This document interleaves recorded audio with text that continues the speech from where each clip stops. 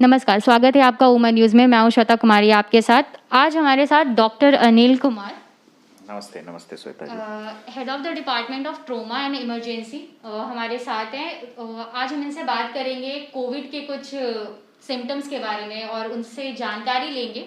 तो आज इनके बातचीत में हम जानते हैं कि हमें कोविड को लेकर के क्या क्या प्रिकॉशंस रखने चाहिए और क्या क्या प्रिवेंशन करनी चाहिए।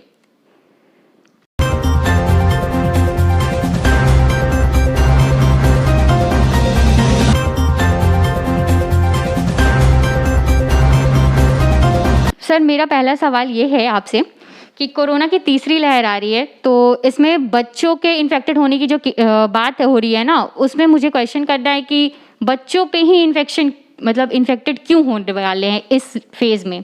तो आपके क्या पॉइंट ऑफ व्यू है? श्वेता जी, ये बहुत अहम मुद्दा है अभी के लिए, हम रिसर्चर के लिए, हम डॉक्टर्स के लिए, आम नागरिक के लिए और मीडिया वाले के लिए भी। और इस पर कुछ भी कहना थोड़ा प्रीमेच्योर होगा क्योंकि हम लोग एविडेंस बेस्ड बात करते हैं। लेकिन जहाँ तक साइंस की बात है, क्योंकि पहली वेव में एडल्ट और बूढ़े लोग संक्रमित हो चुके हैं और दूसरा वेव्स आने का वजह ये रहा कि हम लोग रिलैक्स हो गए कि अब ख़त्म हो गया कोरोना। लोग सोशल डिस्टेंस का पालन करना भूल गए, मास्क पहनना छोड़ दिए, पार्टी सेलिब्रेशन, स्कूल्स कॉलेज सारे खोल दिए गए, बच्चे जाने लगे, बाहर भी जाने लगे पेरेंट्स के साथ घूमने के लिए, स्कूल्स जाने लगे। इस वजह से फिर से ये सेकेंड वेव्स आया और अब देख रहे हैं कि देश दुनिया और पूरे राज्य की क्या परिस्थिति है और ज़्यादा से ज़्यादा लोग संक्रमित हो रहे हैं। अब यहाँ पर आपको ये समझना होगा कि जो लोग इन्फेक्शन जिनको हो रहा है उनको इम्यूनिटी हो जाती है और उनको दोबारा संक्रमण नहीं हो रहा है। तो ये आपको सोचना पड़ेगा कि जब बूढ़े लोग संक्रमित हुए, एडल्ट भी संक्रमित हो, तो उनको वैक्सीन लग गई तो उनकी इम्यूनिटी बिल्डअप हो गई, तो अब तो बच्चे ही बच रहे हैं जिनको कि हम आइसोलेट करके रखे थे इस वजह से, या ऐसा स्ट्रेन था जो कि बच्चे में उसका कोई प्रभाव नहीं पड़ रहा था, इस वजह से बच्चे अब तक बचे हुए थे और सारे एडल्ट संक्रमित हो गए और उनको वैक्सीन भी लग चुकी है। तो जो तीसरा वेव आएगा तो ये बट नेचुरल है कि जो वायरस अपने को सरवाइव करना चाहेगा, क्योंकि वायरस के बारे में इतना आप जानिए कि वो हमेशा होस्ट खोजता है। हाँ। और होस्ट खोजता है कहने का मतलब कि कौन ऐसा आदमी है जिसमें एंटीबॉडी नहीं है बना हुआ, और अगर वो देख रहा है कि हाँ एडल्ट में और सब लोगों में जिसमें संक्रमण हो गया है उसमें हम जिंदा नहीं रह पाएंगे, तब तो नया होस्ट वो बच्चे को खोजेगा ही, और या वो अपने को थोड़ा अपग्रेड करेगा, जिसको कि आप म्यूटेंट वैरायटी करते हो, अपग्रेडेड वैरायटी करते हो। तो ये सारे बिंदुओं को मैं समराइज करना चाहूँगा। एक तो सारे लोग अब एडल्ट और बूढ़े लोग संक्रमित हो चुके रहेंगे, number 1।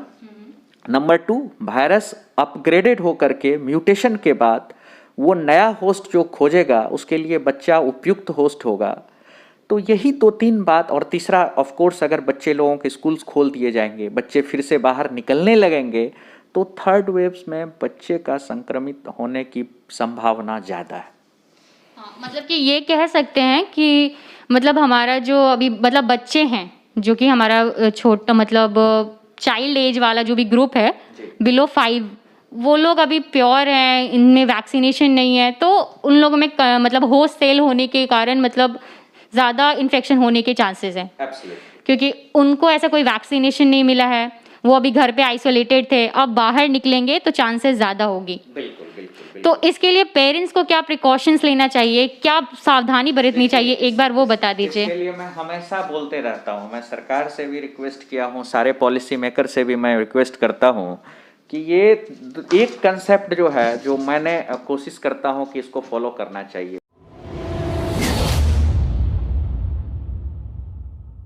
B3 isolation and youth participation. B3 isolation का मतलब है 3 चीज बी से होना चाहिए, बूढ़ा, बच्चा और बीमार। देखिए बी से बच्चा, बी से बूढ़ा और बी से बीमार। ये 3 लोगों को आइसोलेट करने की आवश्यकता है अभी लंबे समय तक। हमें ये नहीं भूलना चाहिए कि सेकेंड वेव्स आ गया, अब ठीक हो गए और फिर से रिलैक्स हो जाओ। तो तीसरा वेव्स होगा और थर्ड वेव्स में चूंकि बूढ़े आपके बहुत सारे ठीक हो गए हैं और बहुत सारे की जाने जा चुकी है, हम लोग खो चुके हैं, यूथ जो है हमारा इन्फेक्ट होता है लेकिन थोड़े बहुत सिम्टम्स के साथ वो रिकवर हो जा रहा है। तो तीसरा ग्रुप बच्चा ही बच रहा है जो कि संक्रमित होगा। और ये बात भी हम लोगों को समझना चाहिए कि हम गरीब देश में रहते हैं। बिहार, भारत ये गरीब राज्य है, गरीब देश है। यहाँ पे ठीक है हम लॉकडाउन का पालन करके, हम कन्फाइंड होकर के कोरोना से बच सकते हैं, लेकिन जीविकोपार्जन के लिए हम लंबे समय तक गरीब लोगों को नहीं रख सकते हैं बंद करके, क्योंकि वो नहीं कमाएगा तो खाएगा क्या। कोरोना तो बाद की बात है, वो भूखमरी से मर सकता है। तो इसीलिए हमें कोई एक पॉलिसी बनानी पड़ेगी कि आपके घर में अगर बूढ़ा है, बच्चा है, बीमार है, उनको आप सुरक्षित आइसोलेट करके रखो, और जो लोग कमाने वाला है, यूथ है, वो पार्टिसिपेट करे, वो जा करके कमा के लाए, फ्रंट लाइन वर्कर बने, तभी हमारा देश जो है ना बचेगा। और यही पॉलिसी पे हम लोग कोरोना को हरा पाएंगे और विजय होंगे। सर, तो जैसे कि कोरोना लंग इन्फेक्टेड डिजीज़ है, तो मेरा आपसे अगला सवाल ये है कि कोरोना लंग्स को कैसे इफेक्ट कर रहा है? देखिए ये बहुत अच्छा सवाल आप पूछे श्वेता जी, क्योंकि लोगों का कहना है ये कॉमन कोल्ड है। कोरोना कई पहली की जो प्रजाति है, जो इनिशियल स्टेज का जो कोरोना था, ये एंशियंट टाइम से चलते आ रहा है। कोरोना वायरस जैसे कि सर्दी, खांसी, जुकाम होता था, तो अभी का कोरोना ऐसा क्या हो गया है कि जो इतने लोगों की जाने जा रही है और इतनी भयावह और महामारी का रूप धारण कर लिया है। ये फर्क ये है कि पहले का कोरोना सिंपल इन्फ्लामेटरी मेडिएटर्स हमारे शरीर में निकलता था, सर्दी, जुकाम, थोड़ी बहुत खांसी, बुखार हुआ और ठीक हो जाता था। लेकिन अभी जो कोविड की वायरस है, ये हमारे फेफड़े में थ्रोम्बस करता है, ब्लड जो होता है उसको क्लॉट बनाता है, और छोटे छोटे थक्के बना करके लंग्स जो है हमारा, जहाँ पर गैस का एक्सचेंज होता है, ऑक्सीजन और कार्बन डाइऑक्साइड का आदान प्रदान होता है, तो जो हमारा फेफड़ा का क्षेत्रफल है, एरिया है, उसमें थ्रोम्बस भर देता है। और जब ये ब्लड क्लॉट आपके फेफड़े में भर जाएगा तो प्रॉपर गैसियस एक्सचेंज नहीं हो पाएगा, और जब प्रॉपर गैसियस एक्सचेंज नहीं हो पाएगा तो आदमी को सांस लेने में दिक्कत होने लगती है, ऑक्सीजन लेवल गिरने लगता है। और यही इंपॉर्टेंट जो क्लिनिकल फीचर है जो कोरोना को भयावह और महामारी का रूप दे रहा है। ओके, मतलब ऑक्सीजन लेवल डाउन होने का भी बेसिक रीजन ये है कि कोरोना लंग इन्फेक्टेड डिजीज है। लंग इन्फेक्टेड डिजीज, और लंग में थ्रोम्बस बनाता है, थक्का बनाता है, हाँ। खून को जमा दे रहा है। इसीलिए इसके ट्रीटमेंट में हम लोग खून को पतला करने वाली दवाई भी एक दी जाती है, उसको ब्लड थिनर बोलते हैं। अगर आप ट्रीटमेंट की बात करेंगे तो मैं आपको बताऊंगा कि इसके ट्रीटमेंट प्रोटोकॉल में जो एक महत्वपूर्ण दवाई है वो ब्लड थिनर है। जैसे कि हिपेरिन देते हैं, लो मॉलिक्यूलर वेट हिपेरिन, वो ब्लड को, जैसे हमारा ब्लड अगर कटेगा तो क्या होता है, वो तुरंत जम जाता है। तो अगर वो दवाई अगर चलाएंगे किसी को, तो वो जितना टाइम में नॉर्मली थक्का बनना चाहिए उतना टाइम में नहीं बनेगा, वक्त लगेगा, यानी कि वो खून हमारा पतला रहता है। इसीलिए ये दवाई दी जाती है, क्योंकि कोरोना तुरंत ब्लड को जमा देता है, दही के जैसा थक्का बना देता है। और वो अगर आपके फेफड़े में थक्का थक्का बन गया तो आदमी की समस्या बढ़ जाती है। सर, थोड़ी सी मतलब जानकारी दे दीजिए ट्रीटमेंट के बारे में, कि मतलब आपने अभी बताया कि अगर मैं आपसे ट्रीटमेंट के बारे में पूछती हूँ तो आप हमें थोड़ी जानकारी देंगे, तो हमारे दर्शकों को भी ये जानना चाहिए कि एक्चुअली ट्रीटमेंट क्या है, मतलब किस तरह से हो रहा है। ये बहुत ज़रूरी है, क्योंकि आज के दिन में हम सब जान रहे हैं कि लोग बीमार होते हैं और बेड्स के लिए दर दर भटकते रहता है और उसको बेड्स नहीं मिलता है। और अच्छी बात यह है कि अब 1 साल का अगर आप डेटा देखेंगी पूरे वर्ल्ड का, अपना भारतवर्ष का तो छोड़ दीजिए, 80% कोरोना संक्रमित व्यक्ति बिल्कुल ठीक हो जाते हैं, उसको छोटी मोटी 1-2 दवाई की जरूरत पड़ती है। और 15% और लोग हैं, यानी कि 80 + 15, 95% जो लोग हैं, तो ये 15% वाले लोग को ऑक्सीजन की जरूरत पड़ सकती है। कहने का मतलब मात्र 5% ऐसे लोग हैं जिनको वेंटिलेटर, आईसीयू या बड़े अस्पताल की जरूरत होती है।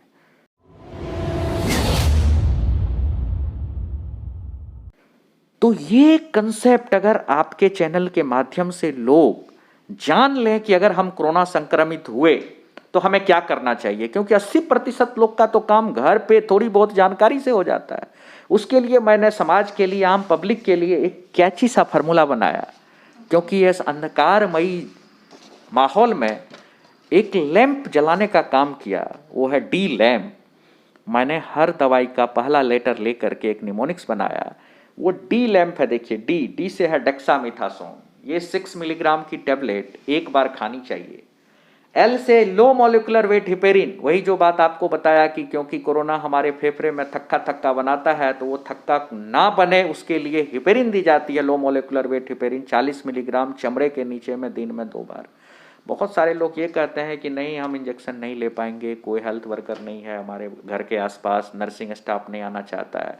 ऐसे लोगों को लो मॉलिक्यूलर वेट हिपेरिन के बदले में एक टैबलेट एपिक्साबेन है 2.5 मिलीग्राम, ये दिन में 2 बार खानी चाहिए। और तीसरी जो है ए डी लैंप का, ए से एजिथ्रोमाइसिन है 500 मिलीग्राम दिन में 1 बार खाना चाहिए। ये एंटीबायोटिक के बारे में सारे लोगों को पता है, बेसिक एंटीबायोटिक्स है प्रोफाइलेक्टिकली, क्योंकि वायरल इन्फेक्शन के बाद बैक्टीरिया का अटैक होता है, उसको हम लोग सेकेंडरी बैक्टीरियल इन्फेक्शन बोलते हैं। तो इसीलिए एजिथ्रोमाइसिन 500 मिलीग्राम शुरू कर देनी चाहिए जितना जल्दी हो सके उतना। और तीसरा जो दवाई, चौथा जो दवाई है एम से मॉन्टिलोकास्ट और लिवोसेट्रिजिन का कॉम्बिनेशन, ये दवाई भी बहुत महत्वपूर्ण है आज के दिन, कोरोना अगर किसी को हो गया है। और पी से है पैरासीटामोल, अगर बुखार हो तब देना है, अगर बुखार लगातार हो तो हर 6-6 घंटे पे हम दवाई रिपीट कर सकते हैं। इस डी लैंप के बारे में बस इतना मैं कहना चाहूँगा कि 80% लोग जो थोड़े बहुत सिम्टम से ग्रसित हैं, 3-4 दिन अगर आपके सिम्टम्स को हो गया है और आपका सेचुरेशन ऑक्सीजन लेवल 93% से ज़्यादा है, तो आपको अस्पताल जाने की, बेड खोजने की कोई आवश्यकता नहीं है। इस डी लैंप का पालन करें और आप ठीक होंगे। क्योंकि बहुत हमें खुशी मिल रही है आज बताते हुए, यही चीज़ अगर आप 1 महीना पहले पूछती तो मैं इतना कॉन्फिडेंट नहीं होता, क्योंकि इस 1 महीने में मैंने हजारों मरीजों को इस डी लैंप के कंसेप्ट पे ठीक कर चुका हूँ। और बहुत अच्छा लगता है, सुबह में सबका मैसेज आता है कि सर मैं आज रिकवर कर गया, थैंक यू का मैसेज आता है। तो ये मैं अचीवमेंट बताना चाहूँगा कि ये डी लैंप कितना कार्यरत है। और ऐसे लोग जिनको कि ज़्यादा सिम्टम्स नहीं है, सेचुरेशन मेंटेन कर रहा है, वो बेड के लिए ना भटकें। सर मेरा एक और सवाल है, जैसे कि मेडिकल साइंस में बहुत सारे मेडिसिन्स होते हैं, ठीक है, तो बुखार को, फीवर को लेके भी बहुत सारे मेडिसिन्स हैं, जैसे 2-3 के नाम मैं भी जानती हूँ। तो फिलहाल मैं, आपने जो एक बताया और एक और मैं बता रही हूँ कि पैरासीटामोल और फ्लेक्सन। तो पैरासीटामोल का भी वही रोल होता है कि अगर आपको बुखार है तो आप ले लीजिए और आपके बॉडी पेन में भी वो हेल्प करता है, और फ्लेक्सन का भी यही रोल है कि अगर आपको बुखार है तो वो बॉडी पेन और बुखार दोनों में वर्क करता है। तो मतलब ज़्यादातर डॉक्टर जो है, मैंने मतलब टीवी पे भी देखा है और भी डॉक्टरों से बात की है, जानकारी ली है, तो मतलब उनसे यही सुना है कि पैरासीटामोल, तो पैरासीटामोल कितने हद तक कारगर है ये बता दीजिए एक बार।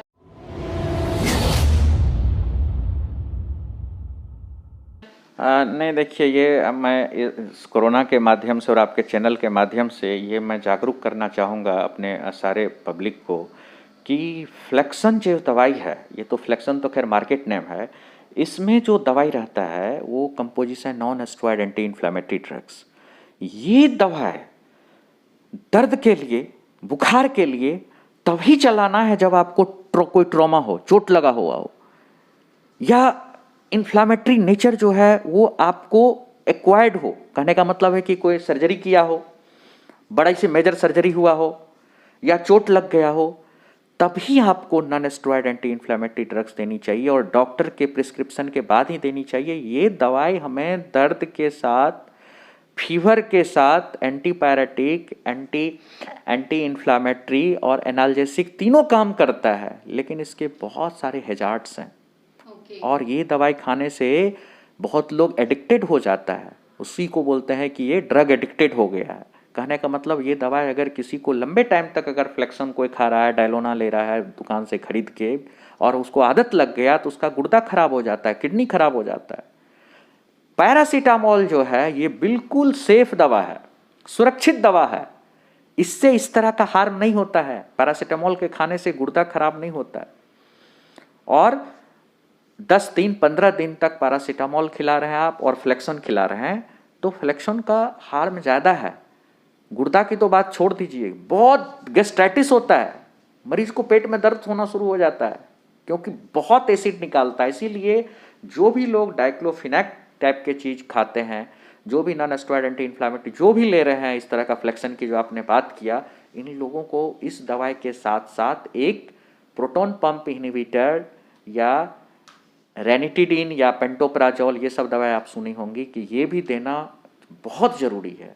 अदरवाइज पेप्टिक अल्सर उसका बढ़ सकता है, आंत फट सकता है, गुर्दा खराब हो सकता है, ड्रग एडिक्टेड हो सकता है।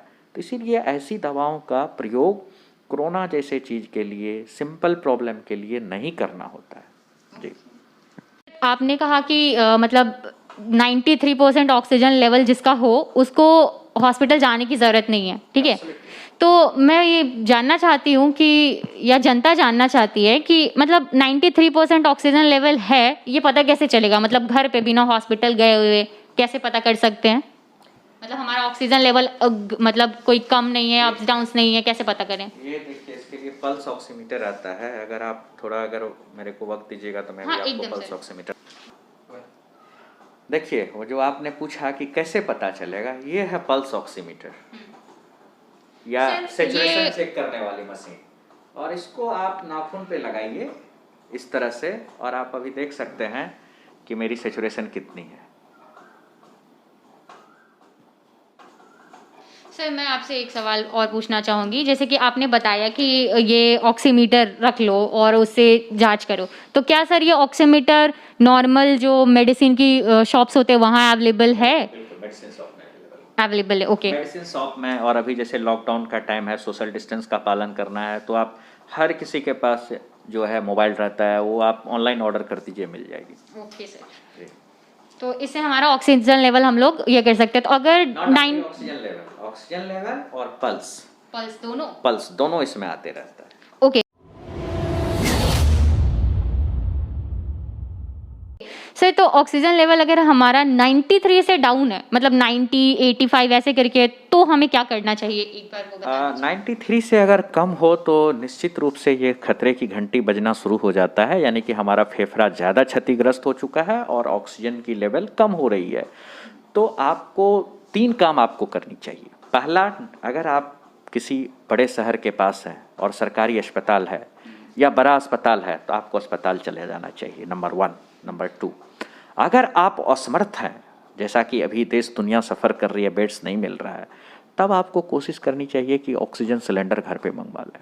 नंबर 2, अगर आप ना ही अस्पताल में बेड्स मिल रहा है, ना ही ऑक्सीजन सिलेंडर मिल रहा है, तो एक आपको पोजीशन फॉलो करनी चाहिए जिसको हम बोलते हैं प्रोन पोजीशन। प्रोन पोजीशन मतलब पेट के सहारे लेटना। अगर मरीज को जब सैचुरेशन लेवल 93 से कम हो तो उनको पेट के सहारे अगर आप लेटा देते हैं तो 5 से 10% सैचुरेशन निश्चित रूप से बढ़ जाती है।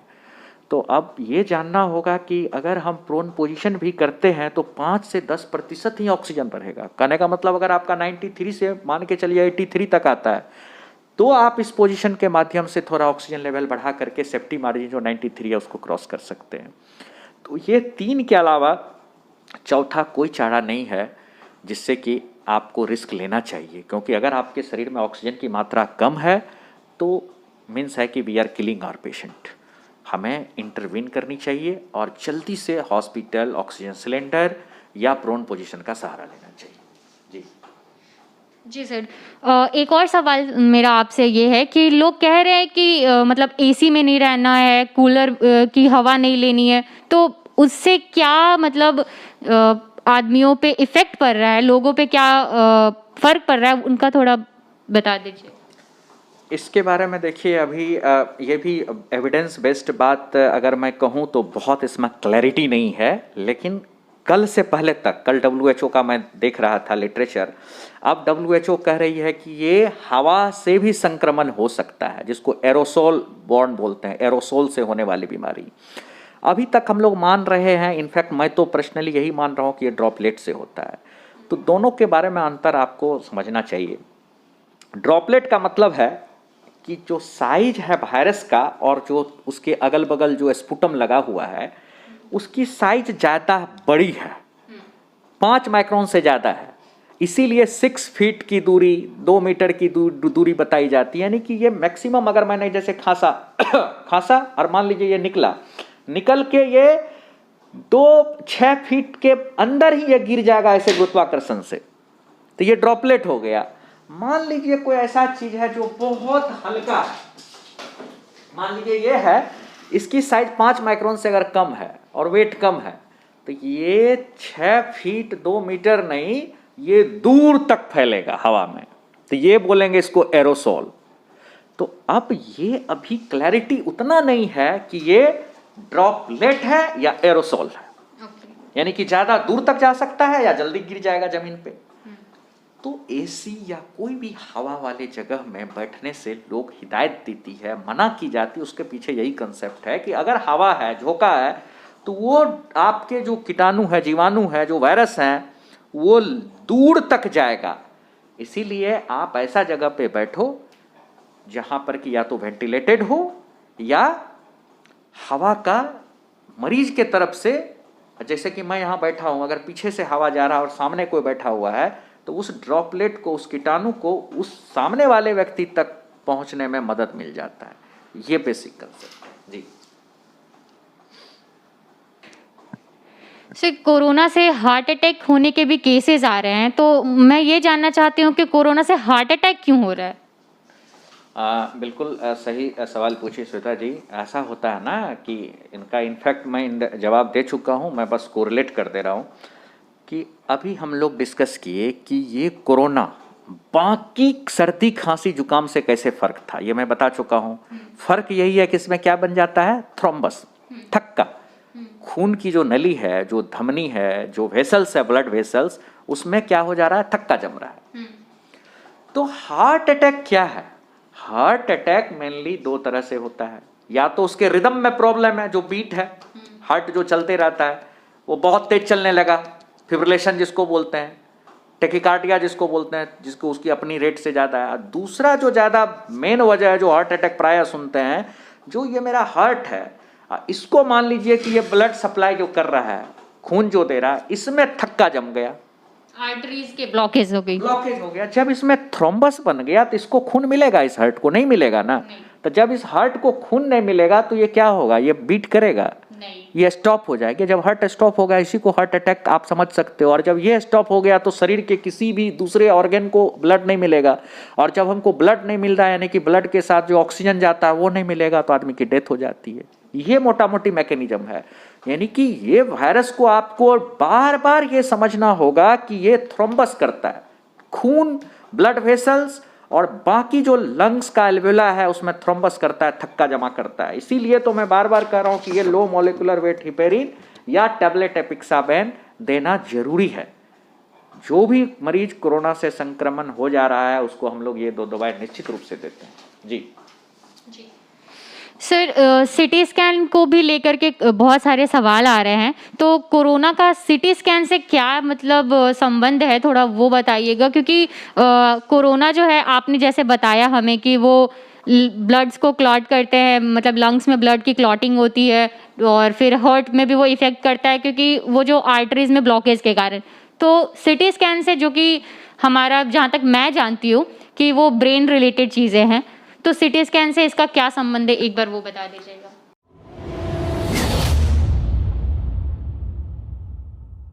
हाँ, पहला चीज़ मैं ये बताना चाहूँगा कि आपने जो ये आपको ये जो धारणा है कि सीटी स्कैन का मतलब सिर्फ ब्रेन से होता है, ये बिल्कुल नहीं है।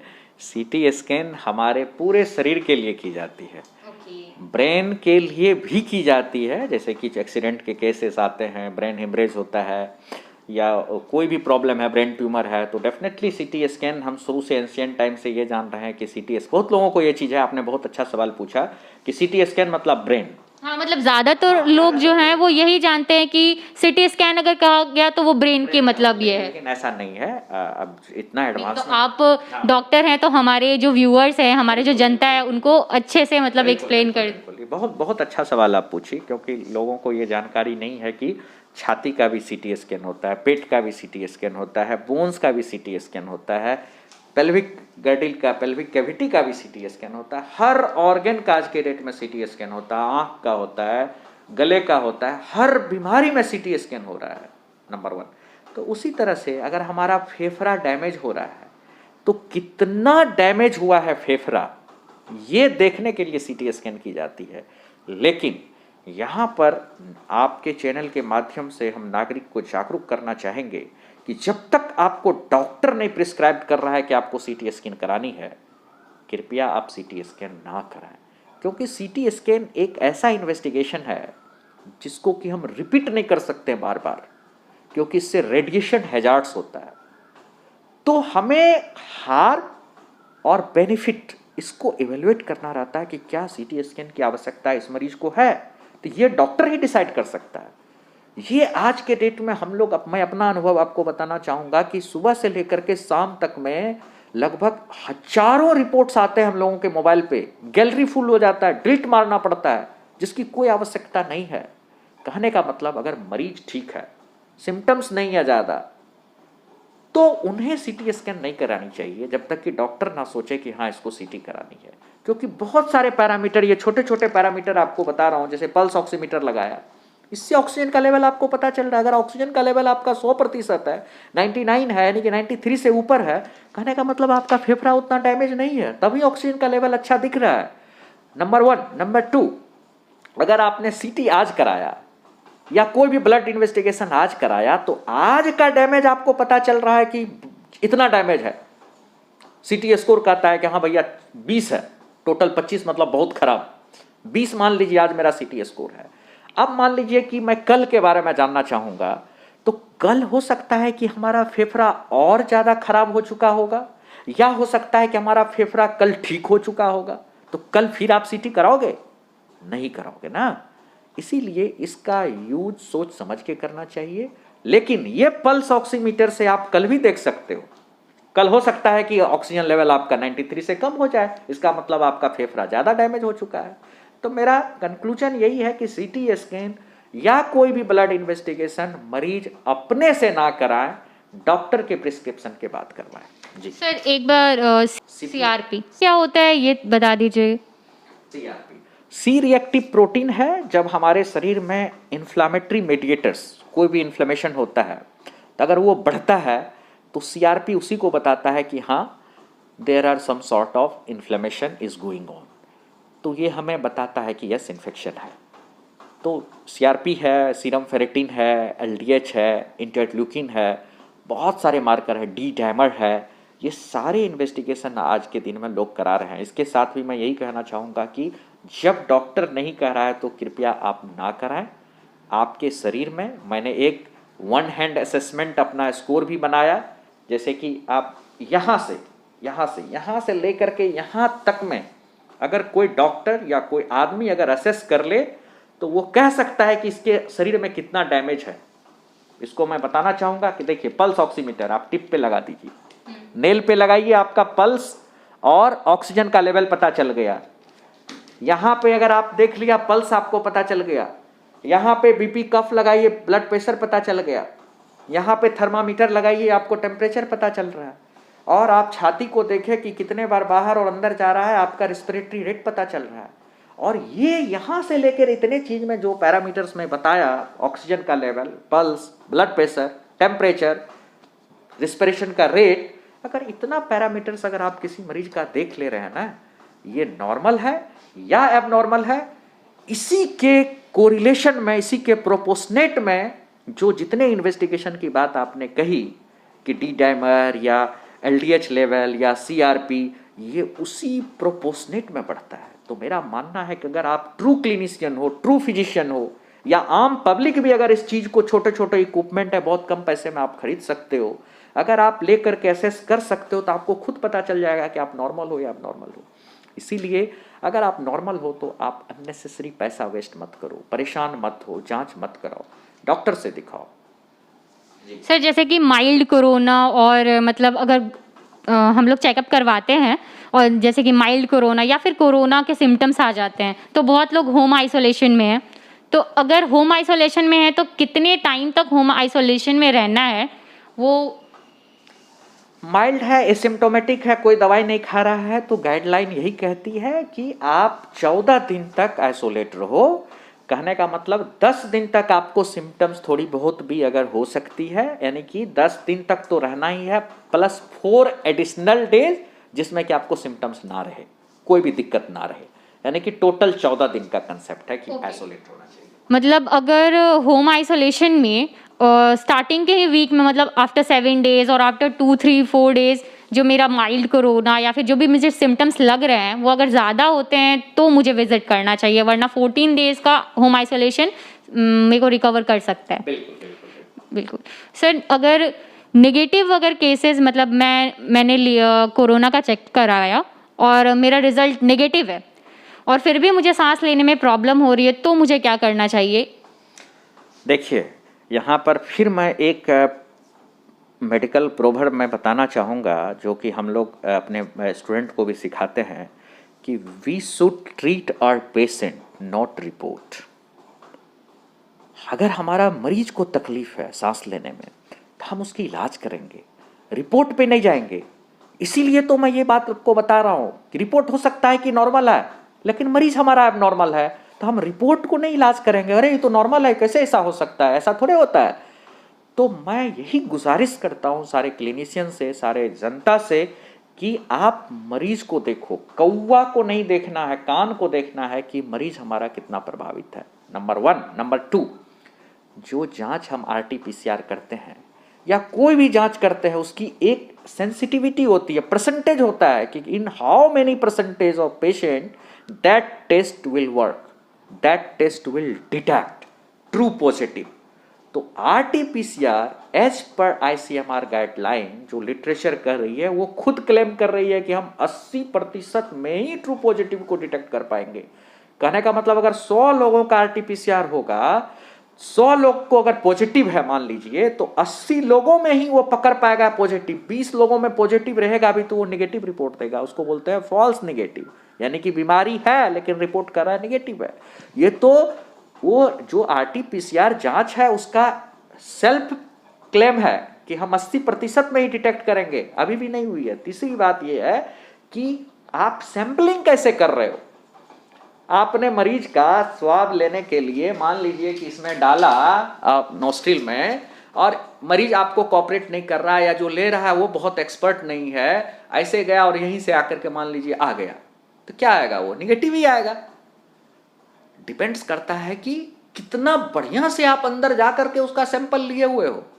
तो बहुत सारे फैक्टर्स हैं जिसपे कि आप कह सकते हो कि यस ये आदमी संक्रमित है एज पर रिपोर्ट, लेकिन क्लिनिकल नॉलेज, क्लिनिकल पैरामीटर्स, मरीज का जो सिम्टम्स है, जो सांस लेने की दिक्कत वाली बात बताया, कफ बताया, खांसी बताया, ऑक्सीजन लेवल कम होना, सांस का तेज चलना, टेम्परेचर का ज़्यादा होना, ये गलत नहीं बता सकता है। अगर ये है तो हमें हाई डिग्री ऑफ सस्पिशन होना चाहिए कि इसको कोविड हो सकता है। ट्रीटमेंट आप स्टार्ट करवाइए और जांच को दोबारा रिपीट करा सकते हैं। जी हाँ, जांच को दोबारा रिपीट में, मतलब जैसे कि फर्स्ट में अक्सर मैंने ऐसे केसेस देखे हैं जिसमें फर्स्ट जांच में नेगेटिव होता है रिपोर्ट और सेकंड में चला जाता है पॉजिटिव। तो वो आपने हमें जवाब दे दिया कि 80% ही डिटरमाइन कर पाते हैं और बाकी का फॉल्स में चला जाता है, तो वो सेकंड टाइम के चेकअप के बाद आ जाता है कि पॉजिटिव है या नेगेटिव है। दूसरा सैंपल कैसे लिया ये भी बहुत, हाँ, और आपने आपके बताने के हिसाब से कि सैंपल भी इम्पोर्टेंट है कि मतलब जो किस तरह से लिया जाए। हाँ, तो इससे मैं ये कहना चाहूँगी हमारे व्यूअर्स को और हमारी जनता को कि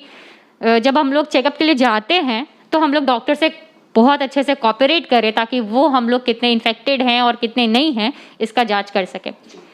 सर, आपसे एक आखिरी सवाल करना चाहूँगी कि आप जनता को क्या मैसेज देना चाहेंगे? जनता को मैं यही मैसेज देना चाहूँगा कि जो लोग स्वस्थ हैं या जो लोग थोड़ी बहुत सिम्टम्स ले करके आज के डेट में अपने आप को प्रस्तुत कर रहे हैं हॉस्पिटल में या घर में, उन लोगों को ये 2-3 फार्मूला मैं बनाया हूँ उसका पालन करने के लिए। एक है M3PHC, M मास्क। बहुत लोगों को ये शंका हो गया है कि अरे मैं तो वैक्सीन ले लिया, अब क्यों मास्क पहनना। कुछ लोगों को ये होता है कि अरे मैं तो संक्रमण हो गया, अब हमको दोबारा थोड़े होगा, मैं क्यों मास्क पहनना। मैं उन लोगों से गुजारिश करना चाहूँगा कि जब तक ये महामारी चल रही है, ये पैंडेमिक इरा है, तब तक आप सब लोग मास्क पहनें। दूसरा M है मल्टीविटामिन्स। अगर आपके भोजन में, आहार में प्रचुर मात्रा में विटामिन्स है तो आप मल्टीविटामिन्स आप वो आहार का ज़्यादा सेवन करें, अन्यथा बाजार से खरीद करके मल्टीविटामिन्स आपको पर डे एक लेना चाहिए।